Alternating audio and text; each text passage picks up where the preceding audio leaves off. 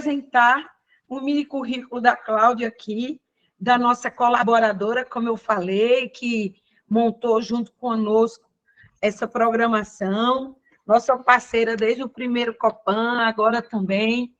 Então, a Cláudia Oliveira é professora associada do Departamento de Tecnologia da Arquitetura, da Faculdade de Arquitetura e Urbanismo da USP, Universidade de São Paulo. Atualmente, é vice-coordenadora do Laboratório Didático e de Pesquisa de Materiais e Estruturas Arquitetônicas, o LabMate. Compõe a Comissão de Coordenação de Trabalho Final de Graduação, TFG, e é coordenadora do programa de dupla formação entre a FAUSP e a Politécnica, também da USP. É graduada em Engenharia Civil, e isso é muito bom, porque está aqui justamente fazendo a ponte, o diálogo tão necessário entre arquitetura e engenharia civil, certo? Pela Escola de Engenharia de Lins, e tem mestrado e doutorado em Engenharia da Construção Civil Urbana pela Politécnica da USP. Recebeu bolsa da Japan International Cooperation Agency para curso de especialização em Planejamento e Tecnologia da Habitação no Instituto de Pesquisas Tecnológicas de São Paulo. A bolsa do Gallagher College para curso de aperfeiçoamento em Gestão Ambiental do Galilee International Management Institute, de Israel. Bolsa de Mobilidade da Fundação Carolina, para estágio pós-doutoral na ETSAM, na Escola Técnica Superior de Arquitetura da Universidade Politécnica de Madrid, com experiência profissional na área de caracterização e ensaio de materiais de construção civil, execução e gerenciamento de obras. Foi coordenadora do eixo de investigação sobre o concreto aparente do projeto intitulado Plano de Conservação Preventiva para o edifício Vila Nova Artigas, aqui, né, de autoria, que cedia a FAUSP, de autoria de Cascaldi e Artigas, tá? Do programa, né, de parceria com a Fundação Getty, entre 2015 e 2017. Cláudia, a palavra agora, então, está com você, tá bom? Em primeiro lugar, quero saludar Carola, Juan José. É um honor tê-los aqui. Muito prazer em tê-los aqui. Muitas graças por virem. E eu quero ensinar-lhes a quem não conhece ainda o livro. É precioso o livro. Muitíssimo lindo, profundizado. Todos deveriam lê-lo. E então, vamos continuar aprofundando nosso diálogo, não? Carola, Juan, José, porque é muito importante a união entre nós, não? As coisas, as similitudes, as diferenças, mas são muito importantes para que saquemos adelante nossas investigações. Bueno, então, vamos começar agora. Vou falar sobre um pouco sobre os edifícios aqui da cidade universitária, e quero deixar claro, mais uma vez, que o edifício Vila Nova Artigas, né, ele foi projetado, como bem já falou a professora Auxília, depois do projeto do Baiardo. Portanto, havia naturalmente uma troca de informações, mas o projeto do Baiardo antecedeu o projeto do nosso edifício aqui. Portanto, essa é a cronologia correta. Bom, então, quero saudar também a todos que estão aqui, agradecemos a presença de todos vocês, esperamos que esse compartilhamento de ideias, informações, novos dados sejam de utilidade a todos e que animem também a todos os que já estão trabalhando nisso, os que começaram a trabalhar, a irem adiante com essas tão necessárias pesquisas.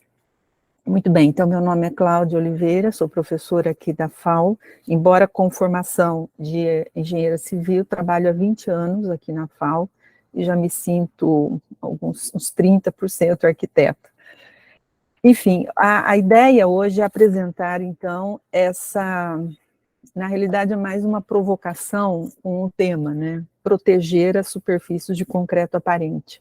Mas aqui eu não me refiro apenas a uma proteção das superfícies das empenas, né, como já bem colocaram aí Juan José e Carola, mas também a proteção de tudo que está aparente e que precisa de um sistema que possa preservar não só a funcionalidade, a segurança, mas também a própria característica do patrimônio. Então, eu vou destacar aqui nessa apresentação 3 casos, muito brevemente, e aí nós podemos conversar na sequência, caso alguma informação importante me tenha escapado. Mas eu quero destacar aqui algumas novas pesquisas muito recentes agora concluídas acerca da proteção das fachadas, né, de edificações com as características desses edifícios modernos, especificamente tomando como estudo de caso o edifício Vila Nova Artigas. Também algumas últimas informações sobre os sistemas também de proteção aqui da cobertura do edifício Vila Nova Artigas também, e uma nova pesquisa que temos feito aqui, muito recente também, sobre a cobertura do edifício Paula Souza, que é a sede da Engenharia Civil e agora Engenharia Ambiental também da Escola Politécnica da USP. Então, ambos os edifícios ficam sediados aqui na faculdade, na cidade universitária, aqui no Butantã, em São Paulo. Então, o que tem entre que similaridades, né, tem esses edifícios e outros tantos também da arquitetura moderna, especialmente aqueles da metade ou até da segunda metade do século XX. Eles usavam soluções não convencionais. Havia limitação na assunção ou na especificação de requisitos de durabilidade, embora as questões de durabilidade do concreto armado não fossem desconhecidas à época, mas não havia uma atribuição com a devida peso às soluções de projeto que seriam necessárias para garantir a durabilidade. Isso não é uma falha, mas é um estágio de conhecimento que viabilizava soluções disponíveis na época e extensões, né, de conhecimento e de tomadas de decisão que eram suportadas pelo conhecimento e pela tecnologia da época. Ao longo do tempo, há os desafios da gestão da manutenção, naturalmente, que nós todos presenciamos e passamos por isso, especialmente quando se tratam de edifícios da gestão pública, né, que ficam sob a gestão pública, edifícios públicos, e, além disso, técnicas de recuperação que seriam as mais adequadas para a conservação desses edifícios, elas ainda não estão totalmente validadas, né? Portanto, ainda estamos em progresso. Então, começando agora com o edifício Vila Nova Artigas, cujo projeto arquitetônico é atribuído não só ao professor arquiteto João Batista Vila Nova Artigas, mas também Carlos Cascaldi, que à época desse projeto, que começou no início dos anos de 1960, e o edifício só foi inaugurado em 69, então os dois arquitetos tinham um escritório em conjunto, e, portanto, a eles é atribuída a autoria do projeto arquitetônico.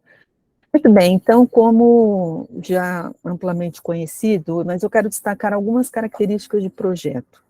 Então, nós temos a textura em madeira, elementos muito esbeltos e que dificultavam o posicionamento das armaduras, e isso é um fato.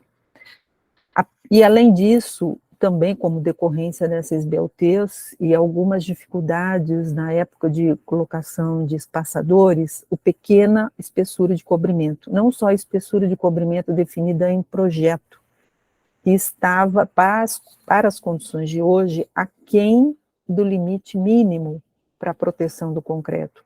Mas, na época, essa cobertura também era difícil de ser controlada pela falta de espaçadores, não só em qualidade, mas em quantidade, né, que eram posicionados nessas formas, principalmente de grandes empenas e grandes extensões de concreto. E a prevalência aqui de cobrimentos da ordem de 10 milímetros ou menos, como mostra aqui. Geralmente é uma distribuição logarítmica, né, que nós temos aqui, isso é muito claro com outros edifícios também, uma distribuição logarítmica em que prevalecem, então, as medidas mínimas de cobrimento de armadura, às vezes até nula, né, em razão dessa dificuldade de posicionamento e de disposição das armaduras. Muito bem, outras características também são as próprias irregularidades das superfícies, né, que eram, às vezes, requisitos de projeto e também, às vezes, dificuldades naturais na época para compactar, adensar o concreto e com relação também à falta de tratamento em juntas de concretagem, falhas de concretagem, que são recorrentes ainda hoje, mas na época o enfrentamento desses desafios era bastante mais intenso. Então, algumas questões já apontadas, né, mas que são bastante recorrentes, é que aqui, por exemplo, essas são barras da armadura principal aqui, dessa viga, né, que é uma grande, estruturalmente é classificada como viga-parede, que era difícil, principalmente dos agregados, né, pelo tipo de agregado que havia, a dimensão de agregados graúdos, era muito difícil envolver todas as armaduras, que eram bastante densas, né, com a argamassa do concreto. E, portanto, não que isso seja uma falha hoje, mas isso dificulta muito o posicionamento de dessas argamassas ou dos materiais de recuperação estrutural. Muito bem, então essas manifestações patológicas, elas derivam, então, de várias questões, também pela falta de proteção de superfície, que tem relação com a gestão da manutenção, que todos sabemos que é bastante desafiadora, especialmente em órgãos públicos, e que nos leva a algumas soluções de recuperação que nem sempre resultam na melhor solução, não apenas estética, mas também técnica. Porque em algumas condições nós detectamos o ressurgimento, o reaparecimento de focos de corrosão no entorno de reparos feitos localmente. Mas então, quais são as abordagens possíveis? Uma delas, naturalmente, é estudar melhor todas as ações, as formas, as técnicas de substituição do concreto por argamassas de reparo estrutural ou mesmo novos traços, dosagens de concreto para reparo desses locais onde a armadura foi corroída e o concreto foi destacado. Mas há uma outra função também linha de ação, que é a entendimento de qual a melhor solução de proteção de superfície dessas estruturas que já estão completamente carbonatadas. Portanto, a ideia é que o foco dos trabalhos hoje se concentrem nesta área aqui, nesse diagrama de modelo de deterioração de estruturas urbanos, né, não necessariamente próximas a áreas que tenham o aerossol marinho, então, predominantemente, a corrosão das armaduras é devida à carbonatação. Enfim, nesta área aqui, onde se dá já a propagação da corrosão, ou seja, a corrosão já se estabeleceu e ela está se propagando mais ou menos, a taxa de corrosão varia para mais ou para menos, de acordo com a interação da edificação com o meio. Então, há duas questões aqui importantes, não apenas a corrosão das armaduras, que vão promovendo a perda, né, as lacunas crescentes que vão se formando nessas superfícies originais de concreto, e, portanto, perdemos o material original, mas uma outra questão que me preocupa muito, que é a falta de solidarização entre aço e concreto, que acontece quando se instala um processo de corrosão. Então, não havendo mais aderência entre aço e concreto, a perda na condição de transferência de esforços e, portanto, há grandes chances de termos falhas localizadas estruturais que podem levar a um comprometimento muito mais sério da segurança estrutural, e não apenas aqueles desplacamentos localizados do concreto, que também é preocupante do ponto de vista técnico, mas a maior preocupação hoje se volta para essa condição interna da armadura, que chega a uma condição que propicia desplacamento, mas ela interfere na aderência entre aço e concreto e, portanto, no comportamento estrutural dessas edificações. Então, quais são as questões que a gente investiga aí? Investigar efeito de produtos, sistemas de proteção da superfície que são aplicados por meio de técnicas pouco invasivas de concreto que tem as características desse da arquitetura moderna. Então, foi recentemente concluída a tese da doutora Tatiana Simão, foi agora nesse ano, e estudou, então, a ação, né, desses elementos, que são produtos, perdão, ou aplicados isoladamente ou em conjunto, a impregnação e cujo o objetivo de diminuir essa taxa de corrosão. Né? Isso tudo é o valor cultural preservado.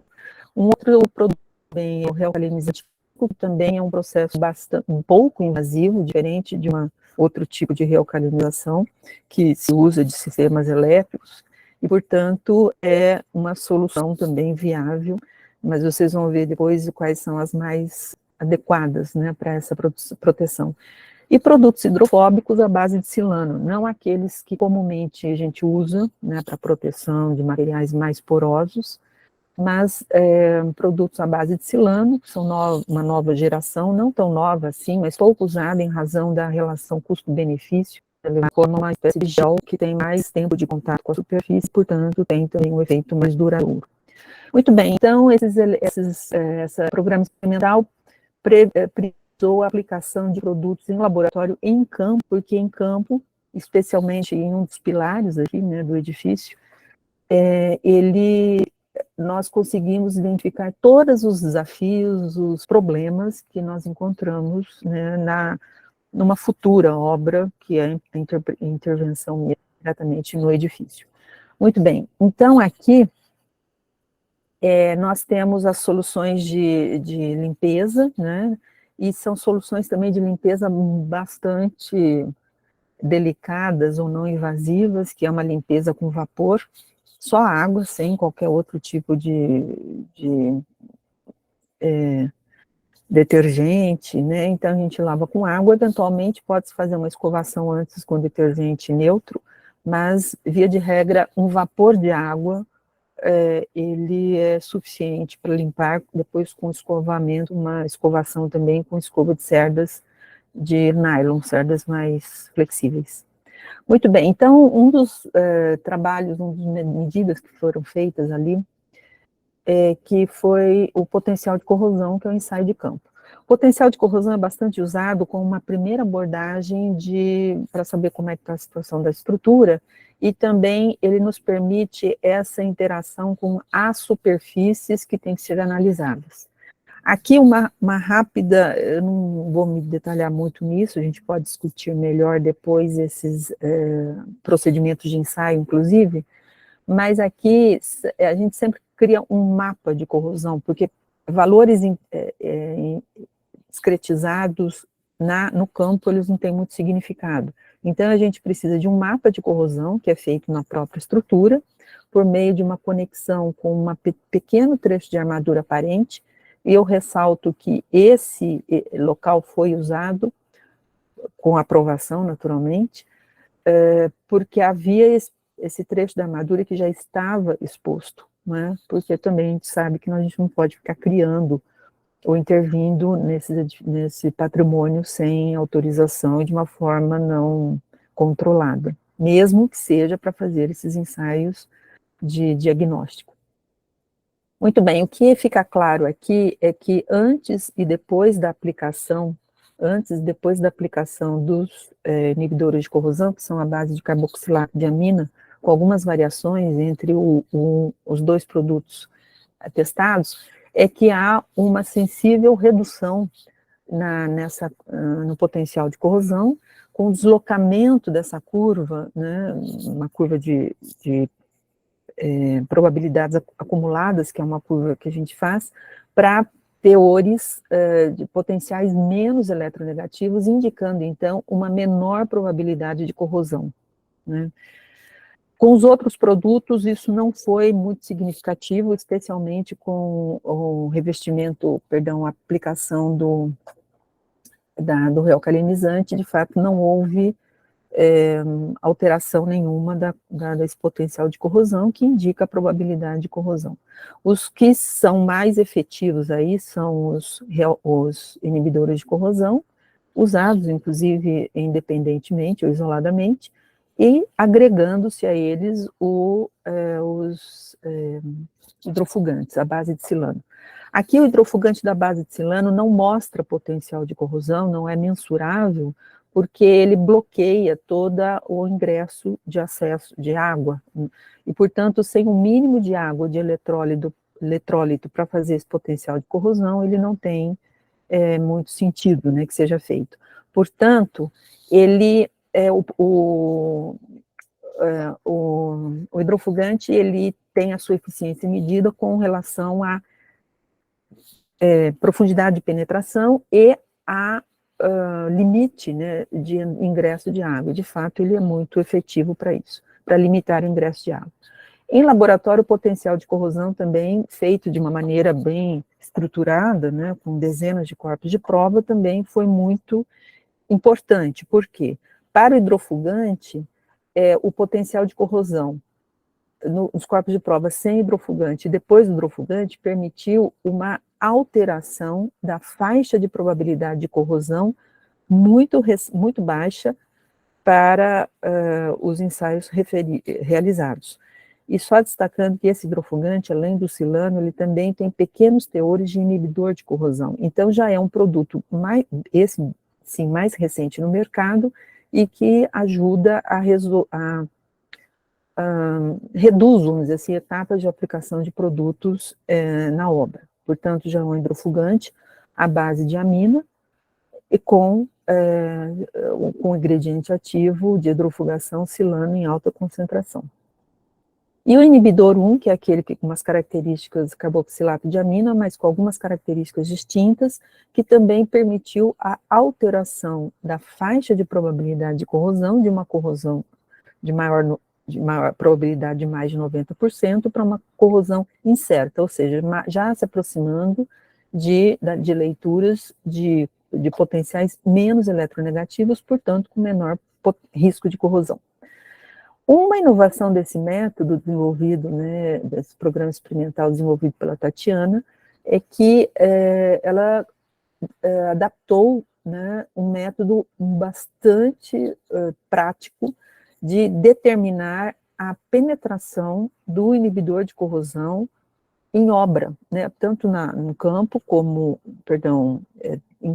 em laboratório, por meio de uma solução de ninidrina com etanol absoluto. Esse daqui é um spray comercial que é usado em práticas forenses, né, para detecção de amina que a gente tem na nossa pele, e ela adaptou essa solução de ninidrina com etanol absoluto, fez uma solução que fosse a melhor possível, e que permite, então, com um alto grau de confiança, de forma qualitativa, mas com um bom grau de confiança e de forma bastante rápida e fácil, a detecção da profundidade de penetração do inibidor, que é uma forma de controle importante da aplicação desses produtos em campo. Como eu falei, a absorção de água também é um outro ensaio feito em campo e que nos permite a identificação da melhor solução, né, do melhor produto que inibe, que resulta numa absorção nula e, portanto, que é o mais indicado para esse tipo de proteção, junto com o inibidor de corrosão. E aqui, só para vocês terem uma ideia, aqui nós temos esse outro hidrofugante aqui, que é o hidrofugante comumente usado, tendo também sua função. Muito bem, do ponto de vista da estrutura, entre outros tantos ensaios feitos por Tatiana, ela também identificou uma possibilidade de que, altas chances, né, de que o inibidor, ele penetra no concreto e chega até a barra, ou nas proximidades da barra, e aí a gente está falando em nanômetros, porque há uma detecção clara de que a relação entre oxigênio e ferro, ela muda quando a gente tem o inibidor próximo. Ou seja, quando o percentual de oxigênio reduz, significa que a gente tem menos hidróxidos formados e, portanto, houve uma intervenção, né, uma ação do inibidor, reduzindo a formação de hidróxidos de ferro, e, portanto, que são derivados do processo de corrosão. E isso, então, nos sugere que, de fato, há uma evidência de que esse produto afeta a formação de produtos de corrosão.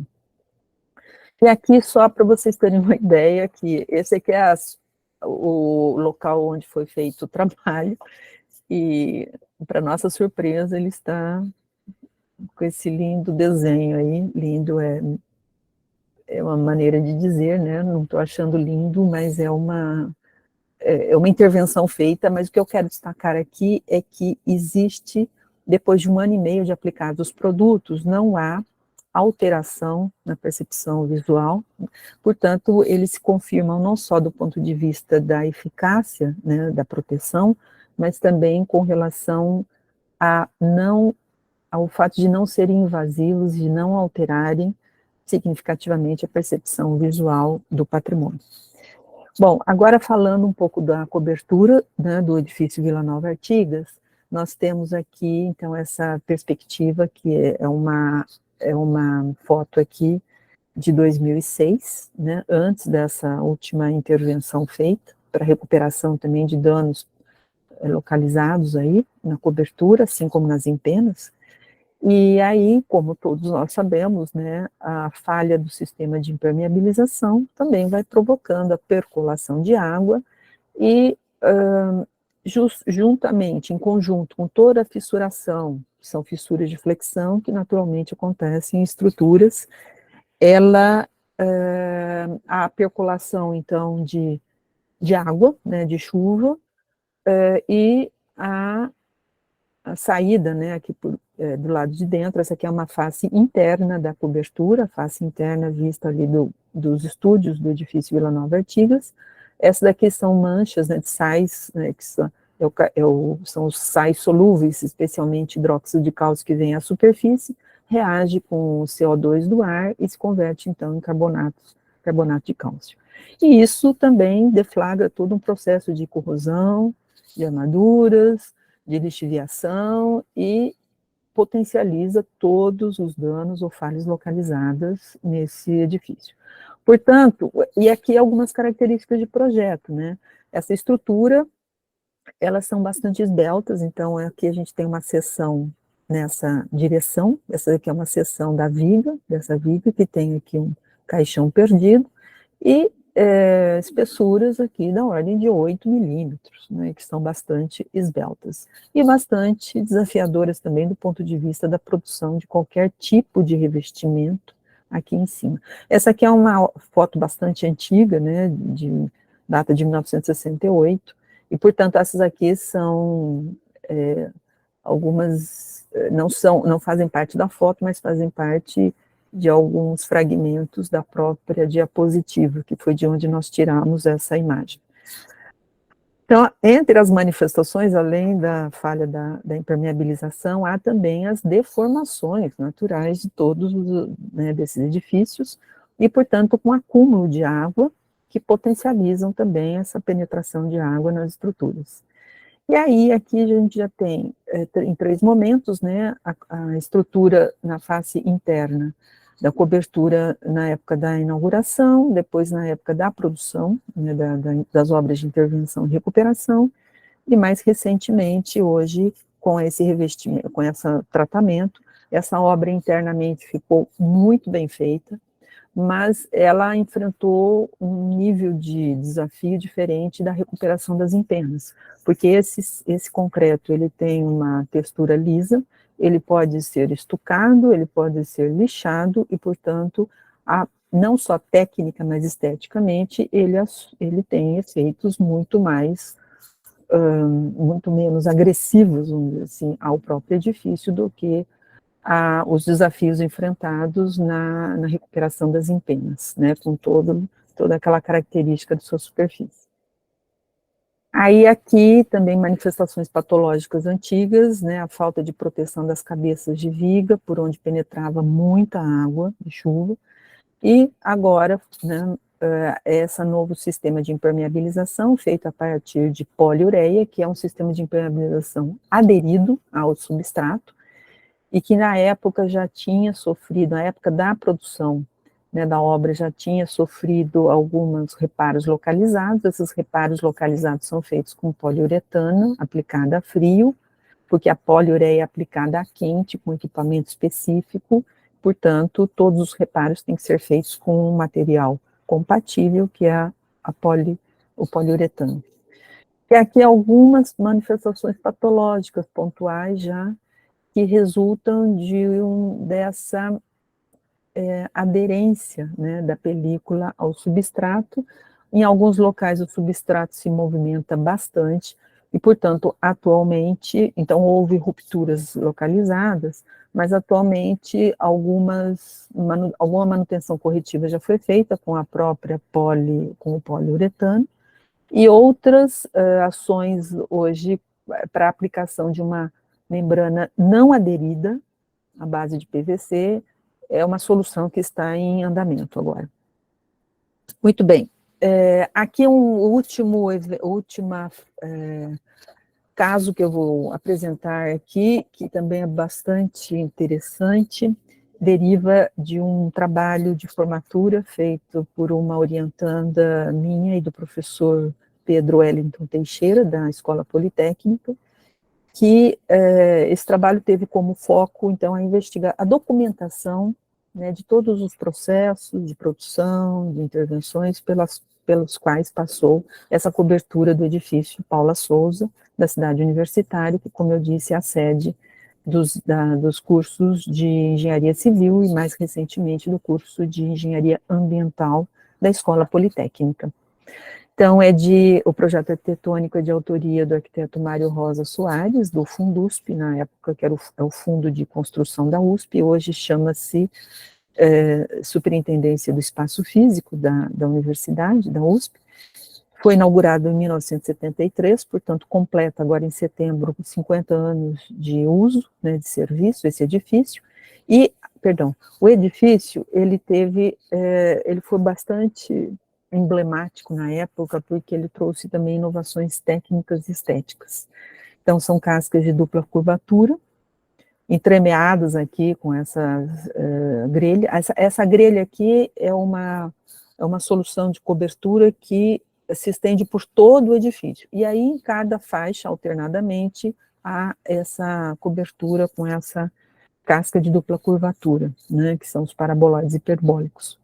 É um projeto de formas e métodos de cálculo na época que eram bastante avançados, né? O concreto era moldado em loco com cura a vapor para acelerar a desforma, que às vezes era feita de forma precoce, portanto, já na desforma dessas cascas, segundo os apontamentos, registros consultados, elas já sofreram alguns deslocamentos verticais em razão dessa retirada precoce do escoramento, e também vigas protendidas nos bordos de todos esses paraboloides, né, de todas essas cascas aqui. E essa daqui é uma vista da cobertura atual. Essa imagem foi tirada com uma fotografia por um drone, então é uma imagem bastante distinta, não tínhamos ainda essa imagem, porque ela retrata hoje a forma como a cobertura está. Essas imagens foram obtidas agora em março desse ano de 2023.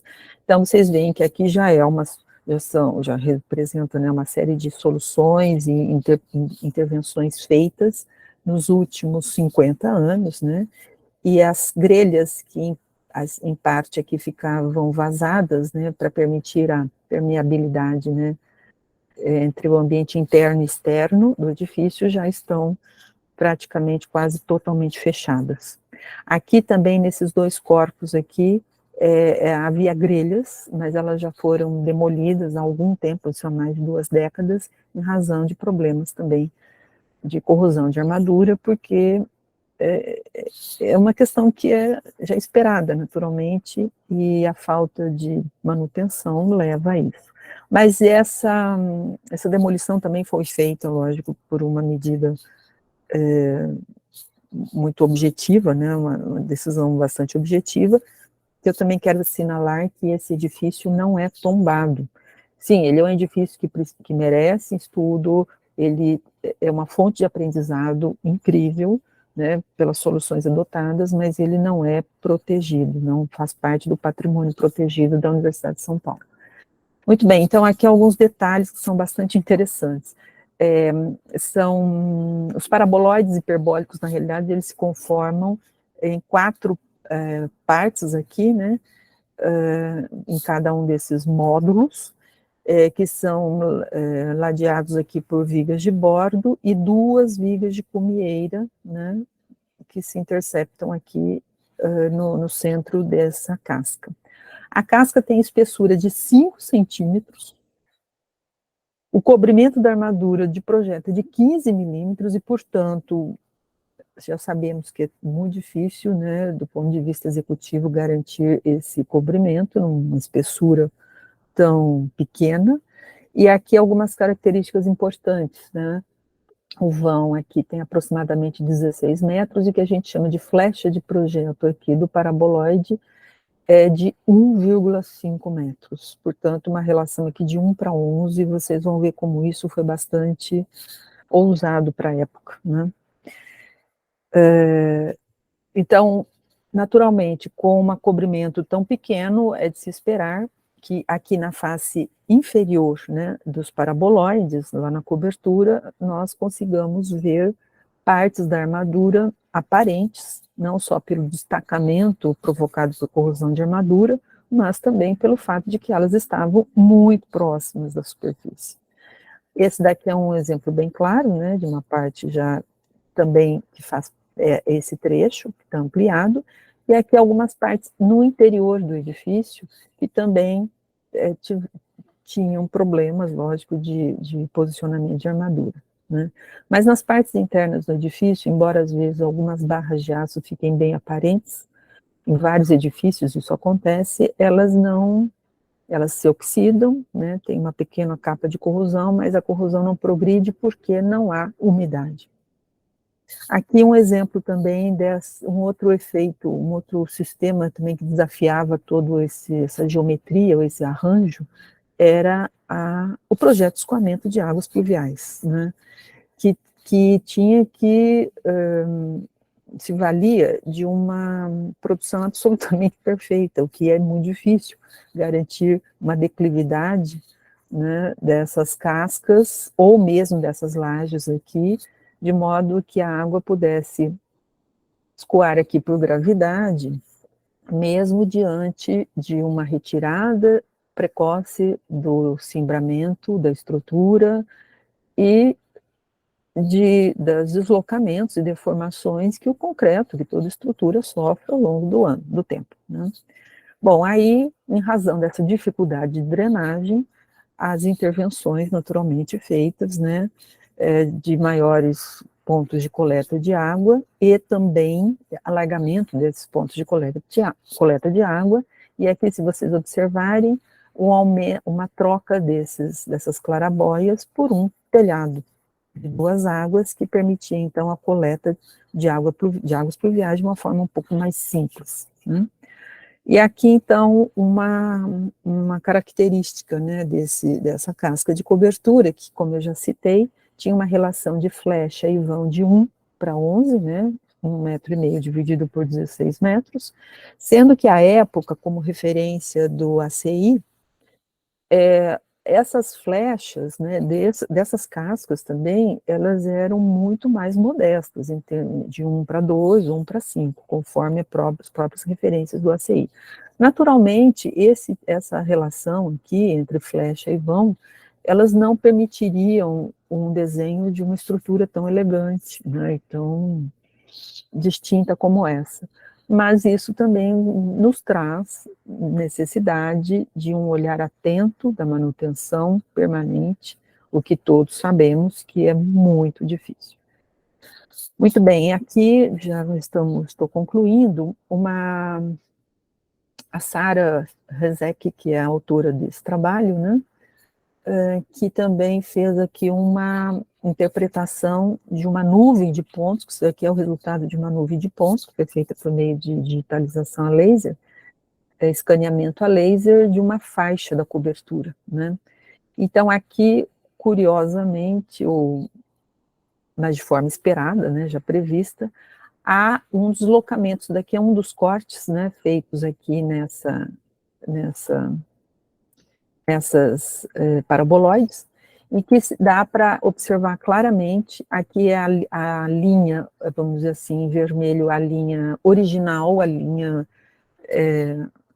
original da cobertura, ou que seria original da cobertura, em termos de vista, ponto de vista matemático da curva, das curvas, e aqui em cinza mais claro, com uma ampliação aqui nesse desenho, bem no ponto central, ali na comieira, o deslocamento, né, dessa casca. Em cinza, destacando aqui, é a leitura do estado atual dessa casca. Portanto, o deslocamento vertical, descontando aqui deformações ou deslocamentos relativos nos apoios, né, que isso aqui são as vigas de bordo, aqui e aqui, nós temos um deslocamento vertical de aproximadamente 40 centímetros, ou seja, 1/40 do vão e 1/4 da flecha, né, do paraboloide hiperbólico. Portanto, essa daqui é a situação atual, como eu já lhes mostrei. E o que se depreende disso, então, desses exemplos, né, mostrados? Que essas soluções não convencionais de projeto requerem soluções não convencionais de conservação. Essa abordagem típica do reparo e reabilitação de estruturas, elas exigem requisitos de desempenho estrutural, funcional, que garanta não só a funcionalidade da estrutura, mas também dos outros todos os sistemas, especialmente desses sistemas de drenagem de coberturas.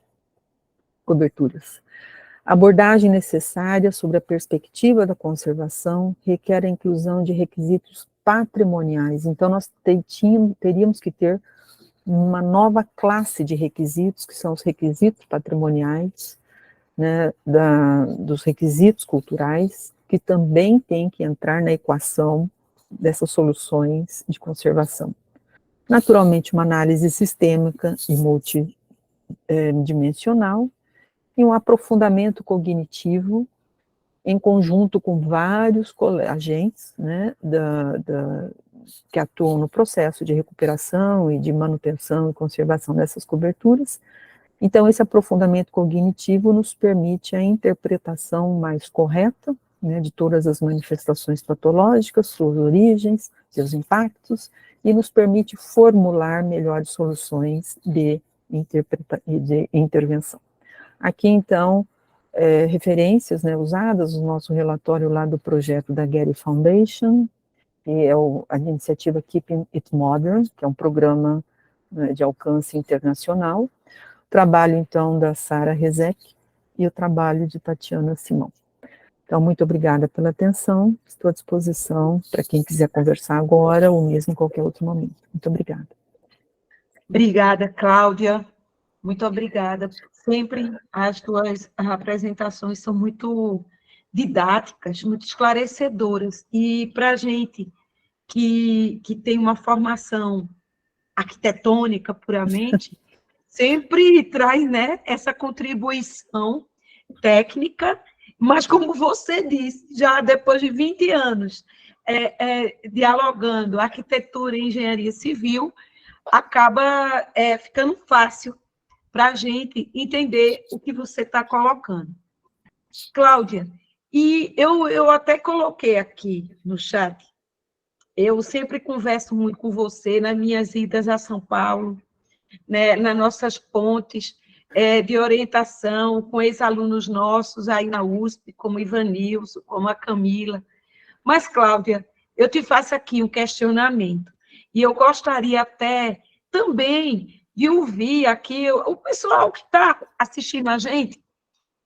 Olha, eu fico num dilema incrível quando a gente está estudando obras, principalmente brutalistas, certo? Eu nem digo aquelas modernas clássicas que já receberam da modernidade a necessidade de adequação ao clima brasileiro, aos trópicos brasileiros, porque a gente teve um primeiro momento, Cláudia, da modernidade, que foi trazer o modelo europeu, através de arquitetos italianos, portugueses, que trazia aquele modelo Le Corbusieriano, ou misiano, ou etc. Certo? Mas que quando começaram a construir aqui, certo? Viram que as chuvas tropicais, o volume pluviométrico, não dava conta. E também os volumes puros, sem castilhos, sem beirais, né, que protegessem as janelas, as esquadrias, ou mesmo a necessidade da projeção de rufos, né, algerosos, para proteger as platibandas das umidades, dos mofos, da sujicidade dessas fachadas, fizeram com que os arquitetos, como Bossói, por exemplo, aqui no Nordeste, esse mesmo sendo carioca, começasse a criar coberturas não mais planas, certo? Mas com telhados inclinados, em penas, tá? Ou mesmo quando Delfim Amorim, um português do Porto, faz suas primeiras casas com lajes planas, sabe, Cláudia? E depois ele muda para laje inclinada, com telha cerâmica sobre a laje.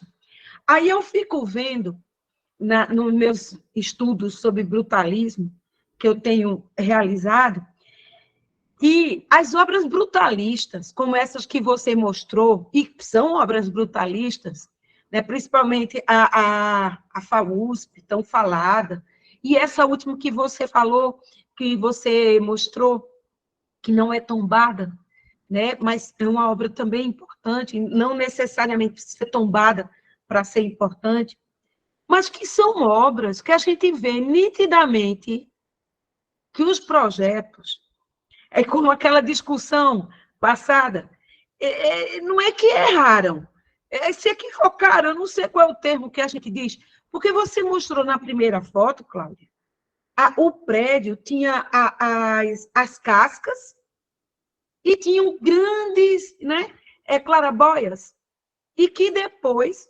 sofreram alterações ao longo dos anos. Receberam maiores inclinações, foram fechadas algumas.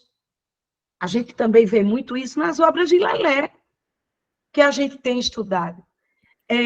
Os shafts, trazendo problemas na contemporaneidade, né? E tantos outros. Aí eu pergunto, sabe, Cláudia, como é que a gente fica até onde pode intervir nessas coberturas? Muitas vezes eu sei que ela é uma quinta fachada, ela é uma quinta fachada da composição, e ela é um atributo do projeto.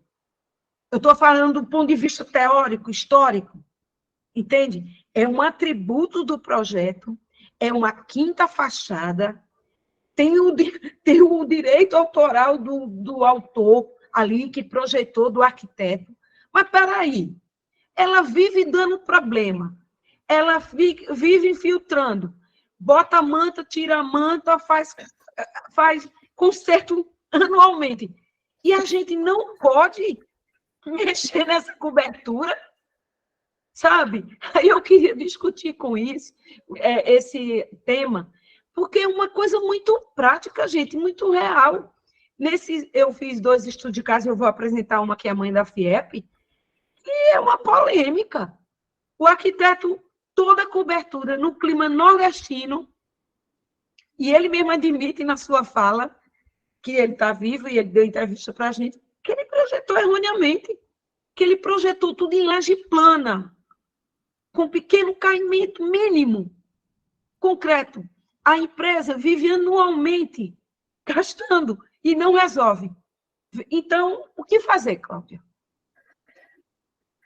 Bom, então, Carlos, eu mandei para você, ou para quem mais quisesse ver aqui os trabalhos, né, que foram as referências aqui.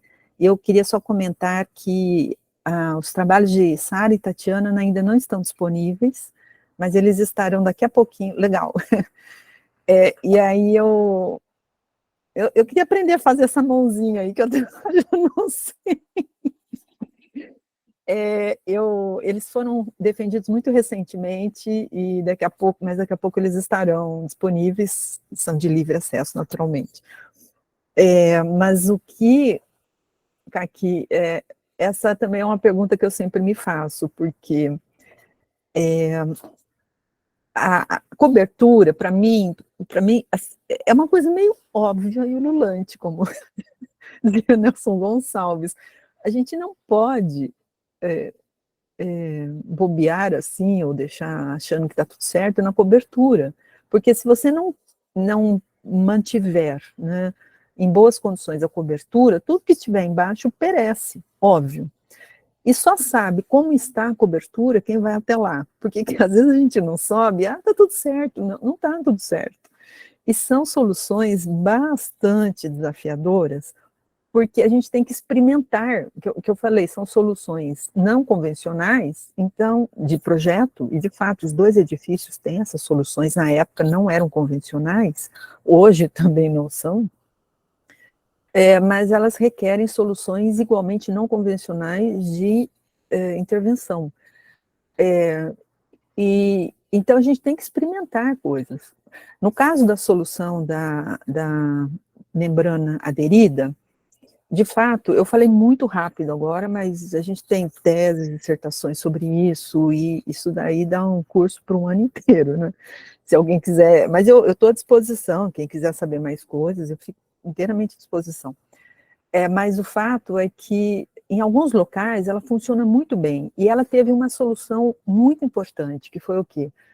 Fazer um cobrimento sem emendas, né, virtualmente sem emendas, nas laterais das vigas invertidas, se vocês se recordam, há vigas invertidas que recebiam muita chuva, elas recebiam uma carga violenta de chuva e começava a penetrar aquilo muito lentamente, porque o concreto tem baixa permeabilidade, mas ele não é estanque. Por quê? A permeabilidade é uma característica do material, a estanqueidade é uma característica do sistema. Então, uma viga de concreto bem adensado e bem feito, como são esses, do edifício do Urnário, esses nossos aqui da faculdade, da cidade universitária e tantos outros no país e no mundo, eram concretos muito bem feitos. E eu sou fã de quem fazia essas obras, eles eram heróis, assim. Só que o concreto fissura, e aí ele perde estanqueidade, porque a água penetra por ali e ela entra em qualquer local. Não se engane que a água vai em qualquer local, em qualquer espaço, por menor que seja, ela percola. Enfim, ainda mais quando ela está no sentido favorecida pela gravidade, que é o caso aí das cobertas, né, das coberturas. Mas uma coisa foi boa, viu, Kaki, que ninguém nunca contestou essas soluções de refazimento em termos estéticos, vamos dizer assim, da cobertura. Porque a gente fazia, as soluções também eram bastante discretas. Só que, do ponto de vista técnico, essa daí de membrana aderida, e não é só porque é poliureia, podia ser qualquer membrana aderida, ela não funciona. Porque também essa cobertura já passou na FAO, né? Já tinha passado por outras intervenções que deixou aquela laje que tem 8 centímetros de espessura, muito mais flexível. Flexível, vocês entendem, não ficou uma coisa assim super móvel, mas em termos de estrutura, ela perdeu um pouco da sua rigidez, né?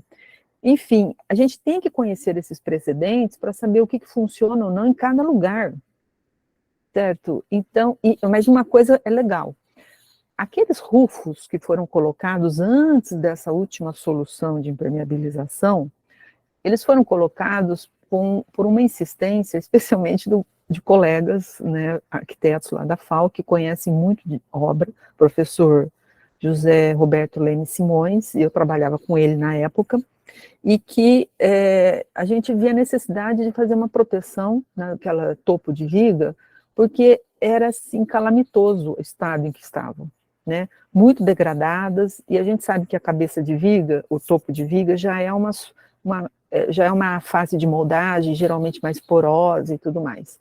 Muito bem, o que reclamaram, e na minha opinião com razão, que os rufos, e principalmente esses que ficam na platibanda, eles ficam brilhando quando bate o sol lá.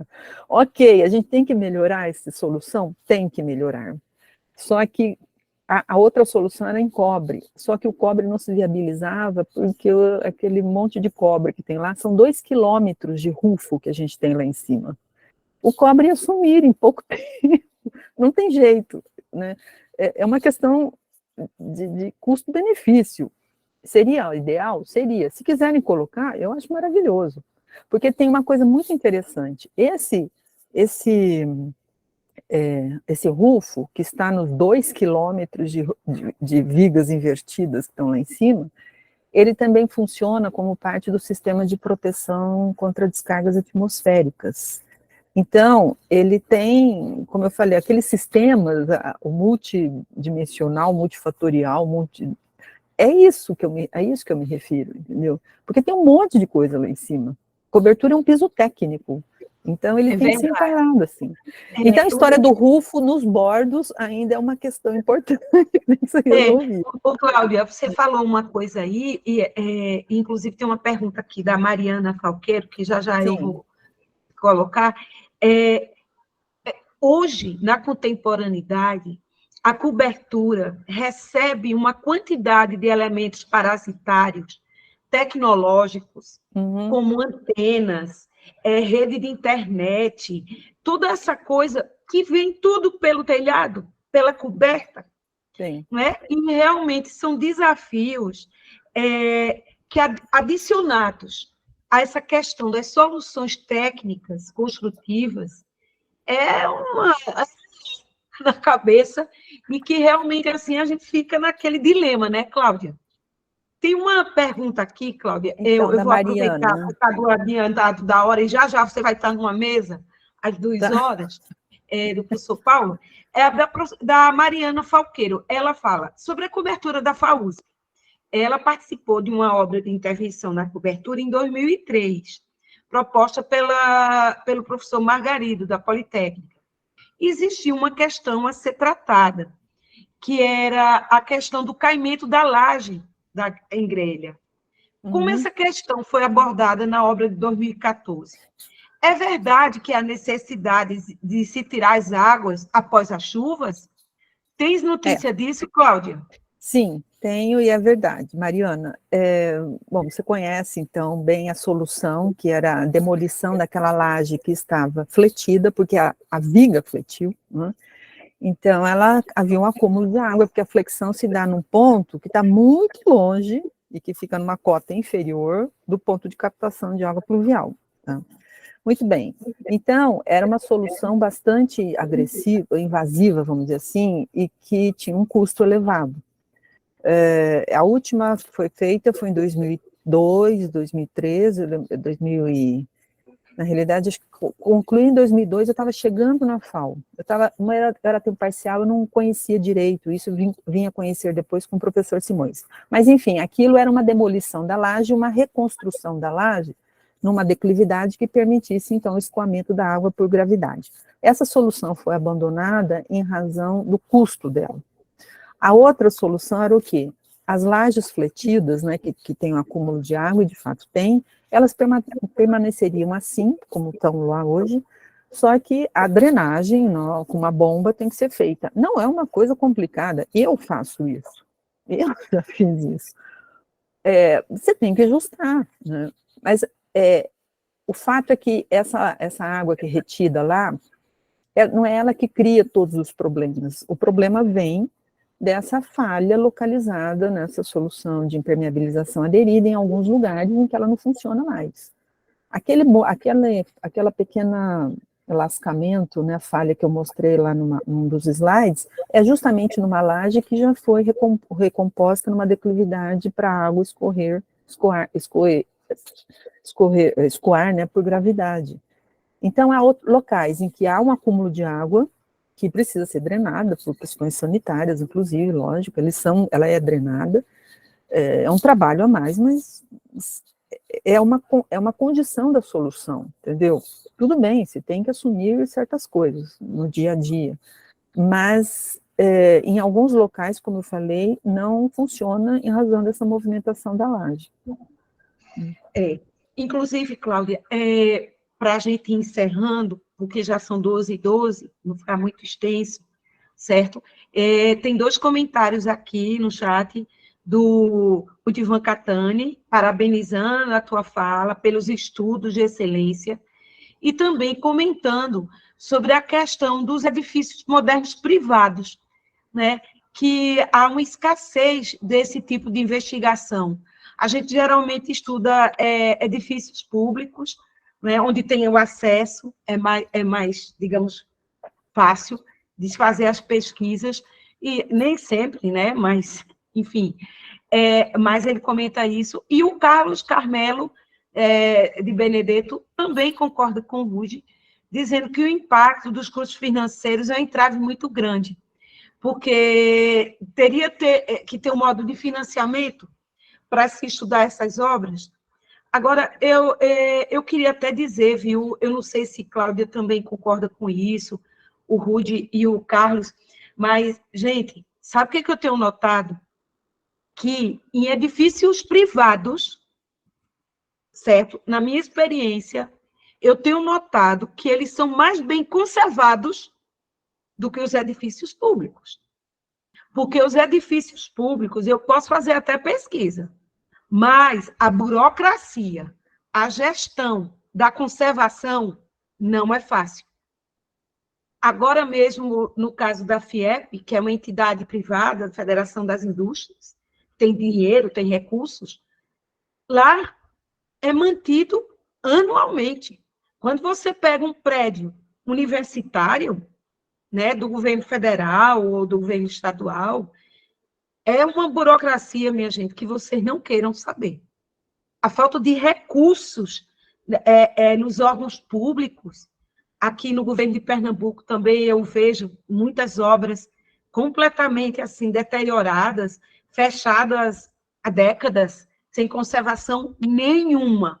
Então, esse debate da gestão pública com a gestão privada é bem complexa. E, para encerrar, Cláudia, eu te passo a palavra para você comentar essa questão dos arquitetos, e Rudivan Catani, do Carlos, e é isso. E agradecer também a tua presença. Cláudia? Enfim, a manutenção, eu concordo com os rapazes aqui que falaram de que a manutenção, às vezes, em edifícios privados, ela é muito mais bem feita, não é? Porque eu não estou falando que é uma questão de escolha, mas às vezes, o processo de tomada de decisão é tão longo, que as coisas vão ficando, sabe? Então, eu não tenho forma mágica para fazer isso, estamos tentando, lógico, porque eu acho que como parte de não só um corpo docente, mas como servidora pública, eu comecei a trabalhar com essa parte de manutenção lá do edifício Artigas, voluntariamente, procurando vazamento de tubo que passava dentro de caixão perdido, para vocês terem uma ideia, e são muitos. Enfim, e aí você tem que começar a motivar as pessoas e começar a criar espírito crítico, entendeu? Em todo mundo, inclusive nos alunos, já que a gente está falando de edifícios, né, não só de educação, mas públicos também. Eu acho que isso avança, mas é um movimento e a gente tem que continuar fazendo isso.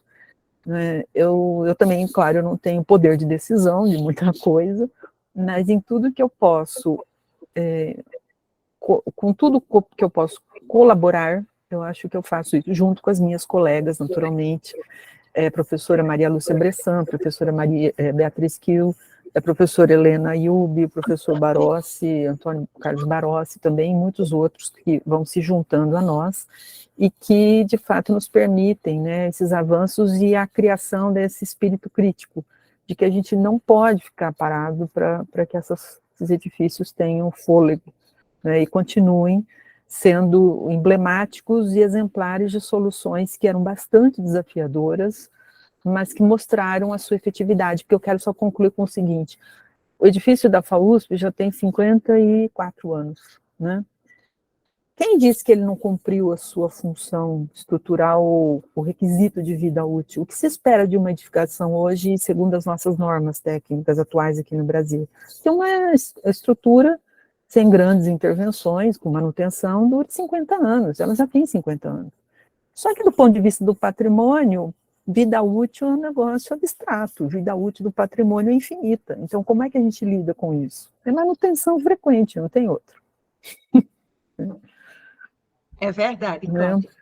Bom, então, Cláudia, Tá, eu quero agradecer, tá certo, por tudo durante o evento e pela palestra agora de manhã, e convidar todos, tá certo, para as 14 horas, a gente continuar com nossa programação, tá certo, onde a Cláudia vai ser a moderadora, e vamos ter como convidado o professor, doutor Paulo Fonseca de Campos, que vai falar sobre a tecnologia na conservação e restauros da obra de Lelé, tá? E fora outras mesas, como eu disse no começo. Então, gente, até mais tarde. Muito obrigada.